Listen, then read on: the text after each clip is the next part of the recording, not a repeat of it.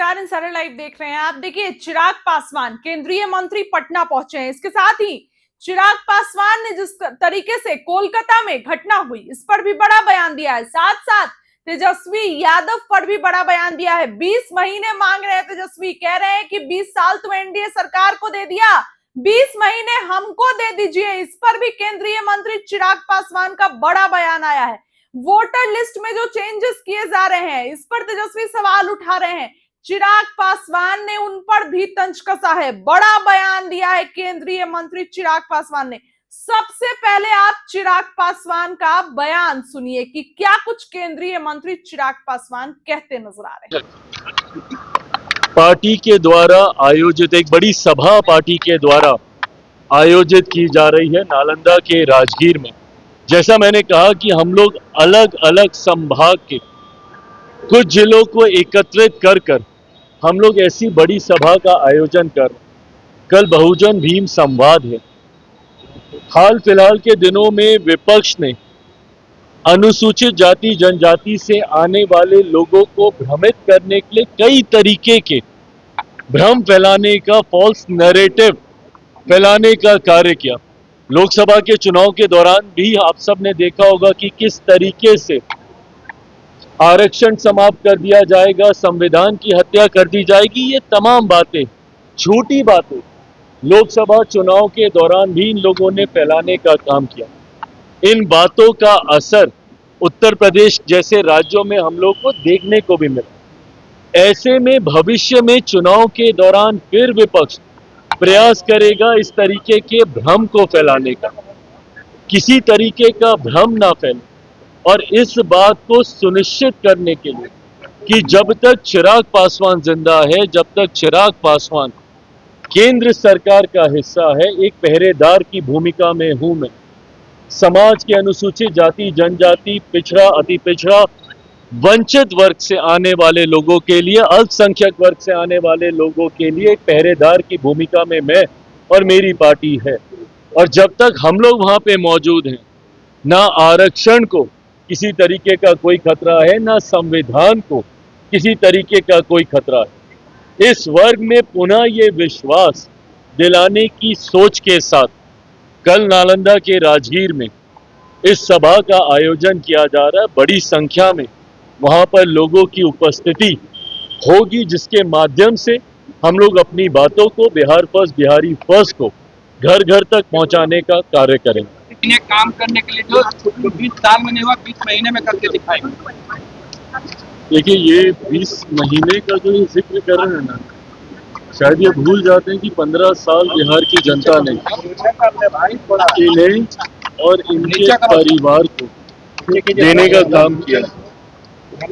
और उन 15 सालों में जो इन्होंने बिहार को बर्बाद करने का काम किया, परिणाम स्वरूप आज भी कई बिहारी जो उस वक्त बिहार से पलायन करके गए थे, पीढ़ियां बीत गई पर वो वापस नहीं आ पाए उनके जंगल राज की वजह से। तो ऐसे में जब वो 20 महीने का जिक्र करते हैं तो एक बार अपने परिवार के ही नेतृत्व में जो 90 का दशक था उसको याद कर लें। और उसको याद करना जरूरी है क्योंकि उस दशक में जो बिहार के हालात किए थे, आज भी उस खाई को भरते हुए दशकों बीत गए हैं। और उसके जिम्मेदार सिर्फ राष्ट्रीय जनता दल, इनकी पार्टी और इनके परिवार का नेतृत्व ही रहा है, जिसकी वजह से आज भी बिहार बनिस्पत राज्यों के अगर उस ऊंचाई पे नहीं पहुंच पाया, उसका जिम्मेदार वो 90 का दशक रहा। और ये आज की तारीख में जो यंग वोटर्स हैं और खास तौर पर जो फर्स्ट टाइम वोटर्स हैं, जिन्होंने शायद वो 90 का दशक नहीं देखा होगा, जो 2005 के बाद पैदा हुए होंगे और 2025 में पहली बार वोट डालने जा रहे होंगे, उनको ये जानना जरूरी है कि क्या था वो 90 का दशक और क्यों उसको जंगल राज के नाम से कहा जाता है। किस तरीके से लूट मार, हत्या, अपहरण, डकैती, महिलाओं के साथ बलात्कार, बच्चों तक की हत्या, निर्मम हत्या किस तरीके से दिन दहाड़े खुलेआम की जाती थी, जिसकी वजह से देश में ही नहीं विदेशों तक बिहार को बदनामी झेलनी पड़ी, जिसकी वजह से आज भी बिहार और बिहारियों को एक गलत दृष्टि से देखा जाता है दूसरे राज्यों में, दूसरे देशों में, तो उसके जिम्मेदार तो यही रहे थे। तो अब एक और 20 महीना लेके क्या करना चाहेंगे? और बर्बाद करना चाहेंगे? जितना इनको और इनके परिवार और उनकी पार्टी को करना था पहले ही कर चुके हैं। इलेक्टोरल रिवीजन हो रहा है बिहार में, तेजस्वी यादव कह रहे हैं कि फर्जी शामिल किया जाएगा। लोकसभा में क्यों नहीं करवाया गया था इन सब चीजों को, विधानसभा में क्यों हो रहा है ये सब? रिप्रेजेंटेशन ऑफ पीपल्स एक्ट के तहत 1950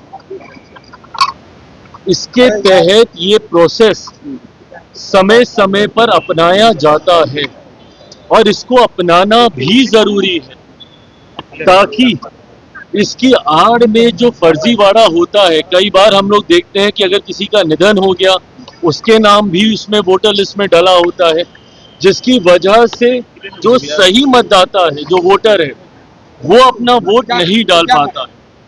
ऐसे में इस प्रक्रिया को और ट्रांसपेरेंट करने की सोच के साथ समय समय पर इस प्रोसेस को अपनाया जाता है और जिनको इस प्रोसेस से चिंता हो रही है उनको डर पहले से ही है अपनी हार का, और वो लोग पहले से ही बहाना ढूंढने का प्रयास कर रहे हैं कि नवंबर में जब रिजल्ट आएंगे तो इनको कोई ना कोई तो बहाना चाहिए। भाई ईवीएम का बहाना कितनी बार ये लोग अपनाएंगे, तो अब इनको ये एक और बहाना मिल गया है जिसपे ठीकरा फोड़कर ये अपनी हार की जिम्मेदारी और जवाबदेही से पल्ला झाड़ना चाहिए। ट्रांसपेरेंसी नहीं दिखा रही है इलेक्शन कमीशन, कह रहे हैं कि कितने सारे कागजात मांगे जाएंगे, बाढ़ का टाइम है बिहार में, कुछ नहीं मिलेगा तो क्या करेंगे उन लोग? जानकारी लेना भाई, उसके लिए जानकारी लेनी जरूरी होगी ना, आपको वो तत्परता दिखानी होगी। जाके पूछिए कौन कौन से फॉर्म्स है, 3 तरीके के फॉर्म्स उसमें सामने हैं और उस 3 तरीके के फॉर्म में ये दिखाया जा रहा है कि भैया 2003 से पहले जो लोग मतदाता सूची में थे उनके लिए वो फॉर्म है, जो उसके बाद जुड़े उनके लिए दूसरे तरीके का फॉर्म है। तो आप जाइए, जाकर आप जानकारी लीजिए, देखिए फॉर्म में क्या है क्या नहीं। पर इतनी मेहनत तो ये लोग करेंगे नहीं क्योंकि पढ़ाई लिखाई का काम है, उससे ये इनकी पार्टी थोड़ी दूर ही रहती है। पश्चिम बंगाल में कलम बात तय करें, बिहार के युवाओं को हम कलम देंगे, सरकार क्या दे रही है, हम लोग कलम देंगे, युवाओं को रोजगार देंगे, बहालियां अच्छी बात है, पर अगर यही सोच 90 के दशक में दिखाई होती तो आज इसकी पहल करने की चिंता कम से कम इनको नहीं करनी पड़ती। बंगाल में रेप हुआ है, इससे मामला देखिए, बंगाल में जिस तरीके से एक अराजकता की परिस्थिति उत्पन्न हो रखी है, भयावह स्थिति बनी हुई है वहां पर, ये लोग दूसरे राज्यों पर तो उंगली उठाने से पहले 1 मिनट नहीं सोचते, पर अपने गिरेबान में झांककर इनको देखने की जरूरत है। आज भी आजादी के इतने वर्षों के बाद सबसे ज्यादा चुनावी हिंसा अगर किसी राज्य में होती है तो वो बंगाल में ही होती है। आज भी वहां पे दिन दहाड़े लूटमार, हत्या, अपहरण, डकैती और बलात्कार जैसे अपराधों में अगर कोई लिप्त है तो वो सत्ताधारी दल के ही नेता, कार्यकर्ता और जनप्रतिनिधि सामने आते हैं।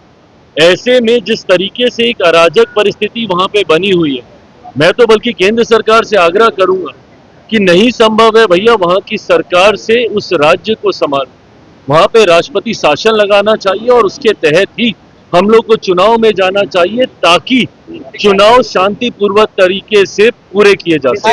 बिहार में आयोग बने हैं, उसको लेकर लगातार नेता प्रतिपक्ष तेजस्वी यादव सवाल पूछ रहे हैं, करें कि क्या दामाद आयोग के बाद बहनोई आयोग, मेहरारू आयोग भी बनेगा? उनके जमाने में जब उनकी सरकार थी, आयोग बन गए होते तो मुझे लगता है उसके माध्यम से कई ऐसे कार्य हैं जिनको आज सुचारू रूप से आगे बढ़ाया जा सकता था, जो बिहार के विकास में एक महत्वपूर्ण योगदान देते। और ये जब दूसरों के ऊपर उंगली उठाते हैं तो उनको इतना भी याद करना चाहिए कि उनके परिवार के कितने सदस्य कहाँ कहाँ, किस किस पद पर, किस किस सदन में मौजूद हैं और रहे हैं।